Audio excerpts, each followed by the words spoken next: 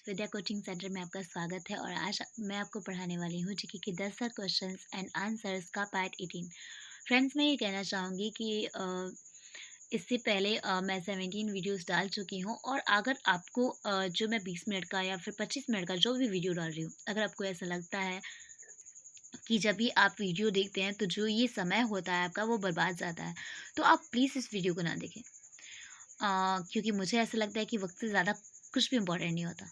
और अगर आपको लग रहा है कि आपका ये 20 मिनट जो है या फिर 25 मिनट जो है वो यूज़फुल हो रहा है, देन आप इस वीडियो को ज़रूर देखें और इस वीडियो को लाइक कीजिए, मेरे चैनल को सब्सक्राइब कीजिए। साथ ही अ, अगर आपको स्टडी से रिलेटेड किसी भी टॉपिक से वीडियो चाहिए तो आप कमेंट कर सकते हैं और अपने फ्रेंड्स के साथ शेयर करें। सो फ्रेंड्स, वक्त को ज़ाया ना करते हुए हम अपनी स्टडी की तरफ आगे बढ़ते हैं और साथ ही मैं ये भी कहना चाहूँगी कि जो भी मैं जीके पढ़ा रही हूँ वो आपके हर एक कॉम्पिटिटिव एग्ज़ाम से काफ़ी रिलेटेड है। सो फ्रेंड्स, आज का हमारा पहला प्रश्न ये है कि मगध पर शासन करने वाला पहला राजवंश कौन था। मगध पर शासन करने वाला पहला राजवंश हर्यक वंश था। और हमारा प्रश्न संख्या दूसरा है कि हर्यक वंश का पहला राजा कौन था। हर्यक वंश का पहला राजा बिंबिसार था। और हमारा प्रश्न संख्या तीसरा है कि बिंबिसार की बेटी का नाम क्या था। बिंबिसार की बेटी का नाम अजातशत्रु था। और हमारा प्रश्न संख्या चौथा है कि अजातशत्रु की बेटी का नाम क्या था। अजातशत्रु की बेटी का नाम उदयन था। और हमारा प्रश्न संख्या पांचवा है कि पाटलिपुत्र की स्थापना किसने की थी। पाटलिपुत्र की स्थापना उदयन ने की थी। और हमारा प्रश्न संख्या छठा है कि हर्यक वंश का अंत किसने किया था। हर्यक वंश का अंत शिशुनाग वंश ने किया था। और हमारा प्रश्न संख्या सातवां है कि शिशुनाग वंश का अंत किसने किया था। शिशुनाग वंश का अंत महापद्म नंद ने किया था। और हमारा प्रश्न संख्या आठवां है कि नंद वंश की स्थापना किसने की थी। नंद वंश की स्थापना महापद्म नंद ने की थी। और हमारा प्रश्न संख्या 9वां है कि सबसे क्रूर शासक कौन था। सबसे क्रूर शासक महापद्म नंद था। और हमारा प्रश्न संख्या 10वां है कि महापद्म नंद का बेटा कौन था। महापद्म नंद का बेटा धनानंद था। और हमारा प्रश्न संख्या 11वां है कि शिशुनाग वंश के सेनापति को किसने मार दिया। शिशुनाग वंश के सेनापति को महापद्म नंद ने मार दिया। और हमारा प्रश्न संख्या 12वां है कि सिकंदर ने मगध पर कब आक्रमण किया था। सिकंदर ने मगध पर 326 ईसा पूर्व में आक्रमण किया था। और हमारा प्रश्न संख्या 13वां है कि सिकंदर की पत्नी का नाम क्या था। सिकंदर की पत्नी का नाम रैक्सोना था। और हमारा प्रश्न संख्या 14वां है कि सिकंदर की पत्नी ने किसकी कलाई पर राखी बांधी थी। सिकंदर की पत्नी ने पोरस की कलाई पर राखी बांधी थी। और हमारा प्रश्न संख्या 15वां है कि तक्षशिला के शिक्षक कौन थे। तक्षशिला के शिक्षक चाणक्य थे। और हमारा प्रश्न संख्या 16वां है कि सबसे शक्तिशाली जनपद कौन था। सबसे शक्तिशाली जनपद मगध महाजनपद था। और हमारा प्रश्न संख्या 17वां है कि सिकंदर की मृत्यु कब हुई थी। सिकंदर की मृत्यु 323 ईसा पूर्व के बेबीलोन में हुई थी। और हमारा प्रश्न संख्या 18वां है कि सिकंदर का सेनापति कौन था। सिकंदर का सेनापति सेल्यूकस निकेटर था। और हमारा प्रश्न संख्या 19वां है कि सिकंदर के घोड़े का नाम क्या था। सिकंदर के घोड़े का नाम ब्यूसेफेलिया था। और हमारा प्रश्न संख्या 20वां है कि सिकंदर का घोड़ा कैसे रहता था। सिकंदर का घोड़ा बेलगाम रहता था। और हमारा प्रश्न संख्या 21वां है कि मौर्य वंश का शासक कौन था। मौर्य वंश का शासक चंद्रगुप्त मौर्य था। और हमारा प्रश्न संख्या 22वां है कि चंद्रगुप्त मौर्य का सलाहकार कौन था। चंद्रगुप्त मौर्य का सलाहकार चाणक्य था। और हमारा प्रश्न संख्या 23वां है कि चंद्रगुप्त मौर्य की शादी किससे हुई। चंद्रगुप्त मौर्य की शादी दुर्धरा से हुई थी। और हमारा प्रश्न संख्या 24वां है कि सेल्यूकस निकेटर के राजदूत का नाम क्या था। सेल्यूकस निकेटर के राजदूत का नाम मेगास्थनीज था। और हमारा प्रश्न संख्या 25वां है कि मगध की जानकारी किस पुस्तक से मिलती है। मगध की जानकारी इंडिका पुस्तक से मिलती है। और हमारा प्रश्न संख्या 26 है कि चंद्रगुप्त मौर्य ने सेल्यूकस निकेटर से दहेज में क्या लिया था। चंद्रगुप्त मौर्य ने सेल्यूकस निकेटर से दहेज में पूरा पाकिस्तान, कश्मीर और अफगानिस्तान लिया था। और हमारा प्रश्न संख्या 27वां है कि चंद्रगुप्त मौर्य ने सेल्यूकस निकेटर को उपहार में क्या दिया था। चंद्रगुप्त मौर्य ने सेल्यूकस निकेटर को उपहार में 500 हाथी दिए थे। और हमारा प्रश्न संख्या 28 है कि चंद्रगुप्त मौर्य ने अपने अंतिम समय में किस धर्म को अपनाया। चंद्रगुप्त मौर्य ने अपने अंतिम समय में जैन धर्म को अपनाया था। और हमारा प्रश्न संख्या 29 है कि चंद्रगुप्त मौर्य का बेटा कौन था। चंद्रगुप्त मौर्य का नाम का बेटा बिंदुसार था। और हमारा प्रश्न संख्या 30 है कि बिंदुसार के बेटों का नाम क्या था। बिंदुसार के बेटों का नाम सिसोम, अशोक और विताशोक था। और हमारा प्रश्न संख्या 31 है कि श्रीनगर की स्थापना किसने की थी। श्रीनगर की स्थापना अशोक ने की थी। और हमारा प्रश्न संख्या 32 है कि अपने 100 भाइयों को मारकर राजा कौन बना था। अपने 100 भाइयों को मारकर राजा अशोक बना था। और हमारा प्रश्न संख्या 33 है कि अशोक का अर्थ स्पष्ट करें। अशोक का अर्थ जिसे कोई दुख न हो। और हमारा प्रश्न संख्या 34 है कि कलिंग विजय के बाद कौन से धर्म की शिक्षा ली अशोक ने। सो कलिंग विजय के बाद अशोक ने बौद्ध धर्म की शिक्षा ली थी। और हमारा प्रश्न संख्या 35 है कि अशोक को बौद्ध धर्म अपनाने की सलाह किसने दी थी? सो अशोक को बौद्ध धर्म अपनाने की सलाह निग्रोध ने दी थी। और हमारा प्रश्न संख्या 36 है कि निग्रोध कौन था? सो निग्रोध अशोक का भतीजा था। और हमारा प्रश्न संख्या 27 है कि अशोक के बेटे का नाम क्या था? सो अशोक के बेटे का नाम महेंद्र कुनाला और तुल्यवाला था। और हमारा प्रश्न संख्या 38 है कि अशोक की बेटी का नाम क्या था? सो अशोक की बेटी का नाम संघमित्रा और चारुमती था। और हमारा प्रश्न संख्या 39 है कि अशोक के समय किस धर्म का विकास तथा किस धर्म का विनाश होने लगा? सो अशोक के समय बौद्ध धर्म का विकास तथा जैन धर्म का विनाश होने लगा। और हमारा प्रश्न संख्या 40 है कि मौर्य वंश का अंत किसने किया था? सो मौर्य वंश का अंत पुष्यमित्र शुंग ने किया था। हमारा प्रश्न संख्या 41 है कि मौर्य वंश के बाद किस वंश की स्थापना हुई थी? सो मौर्य वंश के बाद शुंग वंश की स्थापना हुई थी। और हमारा प्रश्न संख्या 42 है कि शुंग वंश का संस्थापक कौन था? सो शुंग वंश का संस्थापक पुष्यमित्र शुंग था। और हमारा प्रश्न संख्या 43 है कि भारत का पहला ब्राह्मण शासक कौन था? सो भारत का पहला ब्राह्मण शासक पुष्यमित्र शुंग था। और हमारा प्रश्न संख्या 44 है कि भारत का पहला ब्राह्मण वंश कौन था? सो भारत का पहला ब्राह्मण वंश शुंग वंश था। और हमारा प्रश्न संख्या 45 है कि अश्वमेघ यज्ञ किसने प्रारंभ किया? सो अश्वमेघ यज्ञ पुष्यमित्र शुंग ने प्रारंभ किया था। और हमारा प्रश्न संख्या 46 है कि पुष्यमित्र शुंग के दरबार में जो सबसे बड़े पंडित थे वो कौन थे? सो पुष्यमित्र शुंग के दरबार में जो सबसे बड़े पंडित थे वो थे पातंजलि। और हमारा प्रश्न संख्या 47 है कि पुष्यमित्र शुंग के पुत्र का नाम क्या था? सो पुष्यमित्र शुंग के पुत्र का नाम अग्निमित्र था। और हमारा प्रश्न संख्या 48 है कि कण्व वंश के संस्थापक कौन थे? सो कण्व वंश के संस्थापक वासुदेव थे।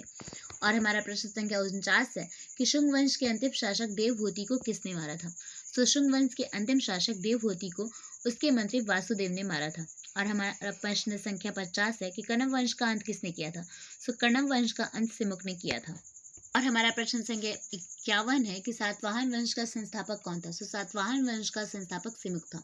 और हमारा प्रश्न संख्या 52 है कि कौन सा वंश मात्र सत्तात्मक था? सो सातवाहन वंश मात्र सत्तात्मक था।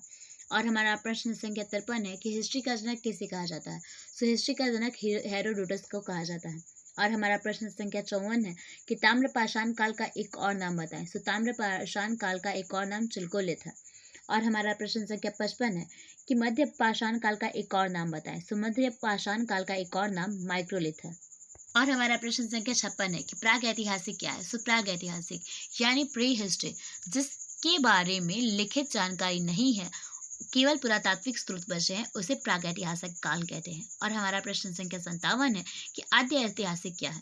सो आद्य ऐतिहासिक प्रोटो हिस्ट्री जिसके आद्य ऐतिहासिक का लिखित स्रोत है परंतु यह आज तक पढ़ा नहीं जा सका है। और हमारा प्रश्न संख्या 58 है कि ऐतिहासिक क्या है? सो ऐतिहासिक का लिखित स्रोत भी है और इसे पढ़ा भी जा सकता है। संख्या 59 है कि इतिहास को उसके मिलने वाले धातुओं के आधार पर बांटने वाले इतिहासकार का नाम क्या था? सो क्रिश्चियन थॉमसन। इतिहास को उसके मिलने वाले धातुओं के आधार पर बांटने वाले इतिहासकार का नाम क्रिश्चियन थॉमसन था।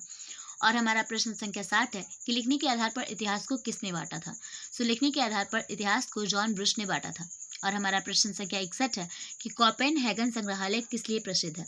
सो कोपेनहेगन संग्रहालय पुरातात्विक स्रोत के लिए प्रसिद्ध है। और हमारा प्रश्न संख्या 62 है कि कोपेनहेगन संग्रहालय कहाँ स्थित है? सो कोपेनहेगन संग्रहालय डेनमार्क में स्थित है। और हमारा प्रश्न संख्या 63 है कि भारत में जो संग्रहालय है उसका नाम क्या है? सो भारत में जो संग्रहालय है उसका नाम मानव संग्रहालय है। और हमारा प्रश्न संख्या 64 है कि मानव संग्रहालय का नाम बदलकर क्या रखा गया? सो मानव संग्रहालय का नाम बदलकर इंदिरा गांधी मानव संग्रहालय रखा गया। और हमारा प्रश्न संख्या 65 है कि इंदिरा गांधी मानव संग्रहालय कहाँ स्थित है? सो इंदिरा गांधी मानव संग्रहालय भोपाल में स्थित है। और हमारा प्रश्न संख्या 66 है कि इंदिरा गांधी मानव संग्रहालय किस मंत्रालय के अधीन आता है? सो इंदिरा गांधी मानव संग्रहालय संस्कृति मंत्रालय के अधीन आता है। और हमारा प्रश्न संख्या 67 है कि भारत में पुरातात्विक विज्ञान का जनक किसे कहा जाता है? सो भारत में पुरातात्विक विज्ञान का जनक कनिंघम को कहा जाता है। और हमारा प्रश्न संख्या 68 है कि पुरातात्विक जानकार तथा भूगर्भ वैज्ञानिक कौन थे? सो पुरातात्विक जानकार तथा भूगर्भ वैज्ञानिक और जॉन ब्रुश थे। और हमारा प्रश्न संख्या 69 है कि विश्व का संग्रहालय कहाँ है? सो डेनमार्क में, जिसे जो कि कोपेनहेगन नामक संग्रहालय है। और हमारा प्रश्न संख्या 70 है कि प्राग इतिहास को पाषाण काल क्यों कहा गया है? सो पाषाण काल स्टोन एज पत्थरों के औजार के कारण प्रागैतिहासिक को पाषाण काल कहा गया है। और हमारा प्रश्न संख्या 71 है कि पाषाण काल में जो सबसे पुराना काल था उसे क्या कहा जाता है। सो पाषाण काल में जो सबसे पुराना काल था उसे पूरा पाषाण काल कहा जाता है। और हमारा प्रश्न संख्या 72 है कि पूरा पाषाण काल में सबसे महत्वपूर्ण क्या था। सो पूरा पाषाण काल में सबसे महत्वपूर्ण आग की खोज थी। और हमारा प्रश्न संख्या 73 है कि मध्य पाषाण में सबसे महत्वपूर्ण क्या था। सो मध्य पाषाण में सबसे महत्वपूर्ण मध्य पाषाण में हमें जानवरों के अवशेष मिले, जिसमें हमें यह पता चलता है कि मध्य पाषाण काल से ही पशुपालन शुरू हुआ।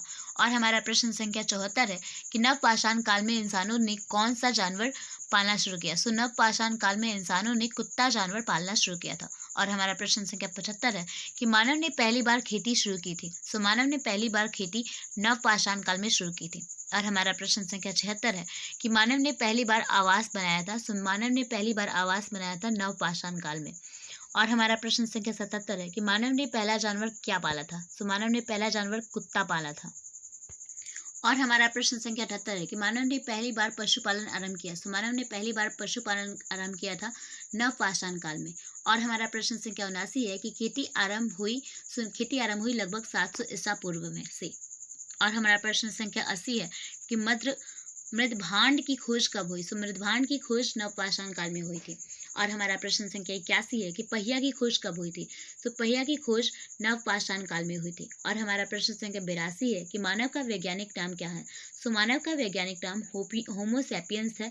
यह नाम नव पाषाण काल में रखा गया था। और हमारा प्रश्न संख्या 83 है कि पहली बार खेती कहाँ हुई थी। सो पहली बार खेती मेहरगढ़ में हुई थी। और हमारा प्रश्न संख्या 84 है कि किस काल में व्यवस्थित ढंग से पशुपालन के साक्ष्य मिले हैं। सो नव पाषाण काल में व्यवस्थित ढंग से पशुपालन के साक्ष्य मिले हैं। और हमारा प्रश्न संख्या 85 है कि पहली बार पशुओं के साक्ष्य कब मिलने शुरू हुए थे। सो पहली बार पशुओं के साक्ष्य मध्य पाषाण काल में मिलने शुरू हुए थे। और हमारा प्रश्न संख्या 86 है कि पशुपालन का सर्वप्रथम साक्ष्य कहाँ मिला था। सो पशुपालन का साक्ष्य सर्वप्रथम आदमगढ़ में मिला था, जो कि मध्य प्रदेश में है। और हमारा प्रश्न संख्या 87 है कि चिल्कोपाइराइट से क्या निकलता है। सो चिल्कोपाइराइट से कॉपर निकलता है। और हमारा प्रश्न संख्या 88 है कि कृषि कब होने लगी थी। सो कृषि नव पाषाण काल में होने लगी थी। और हमारा प्रश्न संख्या 89 है कि पहली कृषि किस चीज़ की थी। सो पहली कृषि जौ की थी, जो कि ईरान में हुई थी। और हमारा प्रश्न संख्या 90 है कि मानव ने व्यवस्थित ढंग से जीवन जीना कहाँ से शुरू किया था। सो मानव ने व्यवस्थित ढंग से जीवन जीना मेहरगढ़ से शुरू किया था। और हमारा प्रश्न संख्या 91 है कि खेती कब से प्रारंभ हुई। सो खेती 7000 ईसा पूर्व से प्रारंभ हुई थी। और हमारा प्रश्न संख्या 92 है कि चावल की खेती सबसे पहले कहाँ हुई थी। सो चावल की खेती सबसे पहले कोल्डिवा में हुई थी। और हमारा प्रश्न संख्या 93 है कि लोहरा देव कहाँ है। सो लोहरा देव उत्तर प्रदेश के पास प्रतापगढ़ है, उसी के पास है। और हमारा प्रश्न संख्या 94 है कि पहली बार कृषि का साक्ष्य कहाँ मिला था। सो पहली बार कृषि का साक्ष्य भारत में मिला था। और हमारा प्रश्न संख्या 95 है कि लोहरा देव के अनुसार खेती कब से शुरू हुई थी। सो लोहरा देव के अनुसार खेती 8000 ईसा पूर्व से शुरू हुई थी। और हमारा प्रश्न संख्या 96 है कि भारत में पहला कृषि का साक्ष्य मिला था। सो भारत में पहला कृषि का साक्ष्य लोहरा देव में मिला था। और हमारा प्रश्न संख्या 97 है कि प्राथमिक रंग कौन कौन सा होता है। सो प्राथमिक रंग लाल, हरा और नीला होता है। और हमारा प्रश्न संख्या 98 है कि गैरुवर्णीय मृदभांड सबसे ज़्यादा कहाँ से मिले हैं। सो गैरुवर्णीय मृदभांड सबसे ज़्यादा हस्तिनापुर से मिले हैं। और हमारा प्रश्न संख्या 99 है कि कौन सी ऐसी सभ्यता है जो बहुत लंबे काल तक चली। सो मेहरगढ़ सभ्यता बहुत लंबे काल तक चली थी। और हमारा प्रश्न संख्या 100 है कि वह कौन सा ऐसा स्थल है जिसमें प्राक ऐतिहासिक के स्रोत भी मिले हैं और आद्य ऐतिहासिक यानी सिंधु सभ्यता के आसपास की चीज़ें भी मिली हैं, यहाँ तक कि उसमें ऐतिहासिक चीज़ें भी मिली हैं। सो वह जगह जो है वह है मेहरगढ़।